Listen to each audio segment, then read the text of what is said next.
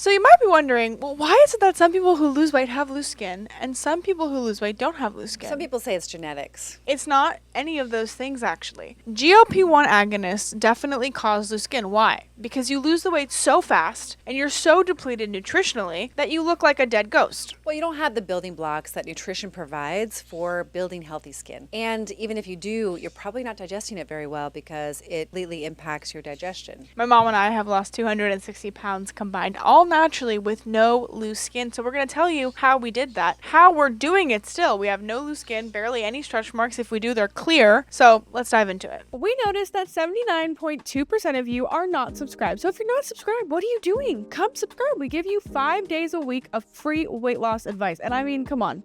It's a pretty cool vibe over here. So I'd love it if you'd come join. We really appreciate all of your support. So please don't forget to subscribe. I have a bachelor's and master's degree in nutrition, and I was on MasterChef. So I love food and I love fitness. And we didn't lose the weight slowly. I mean, when you think about it, Penelope, you lost in a couple of years 160 pounds. Yeah. That's actually not that slow, but it is also slow. And so I'm just talking about this word slow because I want you to flag it in your brain because you want results tomorrow. I get it. I get the desperation. My nickname as a kid was Fatso. My mom was losing and gaining hundreds of pounds at a time. I get the agony and the desperation of being obese. I really do, firsthand, and the mother of an obese teenage daughter. Nobody wants that destiny, and the desperation is real. And I think that's why people go to these drugs, because they think it's a quick fix, and it's not a quick fix, because quick fixes cause loose skin. Quick fixes cause long-term issues, which we're finding out more and more. Blindness. We're finding out a lot of issues with these drugs.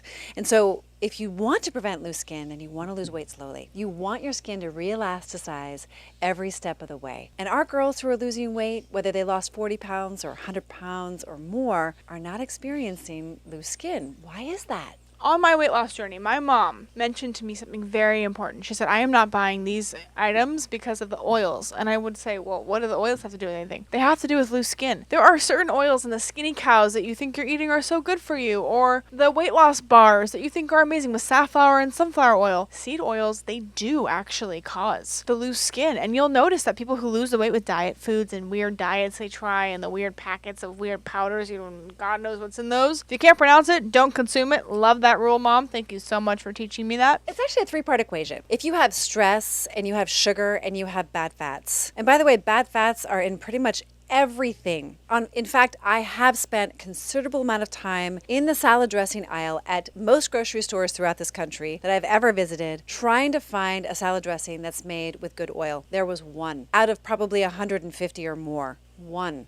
Okay, so chances are if you're eating any kind of chips, any kind of crackers, any kind of salad dressing that's made that does not go in the refrigerator section, which most aren't, you're eating bad fats. Bad fats are found in the Starbucks treats that you might be eating. Bad fats are found in all pastries, croissants, cakes, all the foods you're getting at the grocery store that are prepackaged. Bad fats are hiding pretty much everywhere. And what are bad fats? Bad fats are hyaluronic, soy oil, corn oil, canola oil, sunflower oil, safflower oil. Good fats are like first cold pressed extra virgin olive oil, extra virgin coconut oil in moderation, ghee if you eat animal products, especially properly made ghee. Tallow is coming on the radar. I'm not 100% sure about that. They say avocado is good. I'm still not 100% sure about that. But chronic inflammation from these three things, again, stress, sugar, and bad fats, is what causes bad looking skin. Not only does it cause bad looking skin, it causes also this inflammatory response. And we know undoubtedly right now that longevity, like your ability to age well, is directly influenced by chronic inflammation. Heart disease, directly influenced by chronic inflammation. Your ability to have energy and vitality and happiness and no pain is directly related to not having chronic inflammation. So I know we're asking you to do things that might be uncomfortable, but if you don't change, nothing changes. And that's just a fact. Don't forget to like, comment, share, and subscribe. Follow us on all of our social medias down below, and subscribe to our Substack to get unlimited recipes and amazing behind-the-scenes content. And when she says unlimited, she really means it, because we are just so creative in the kitchen and we love to cook, and we think that flavor and health should go hand in hand. So please support our work by spending $8 a month on our Substack, and maybe you want to join our challenge. Our challenge is going to get you those 8 to 10 pounds off, which I think is a lot of weight. If you follow what we tell you to do and you show up for yourself, then you will lose the weight. And we hope that you'll join us to learn how to make healthy food taste great and to learn how to look in the mirror and start loving yourself again.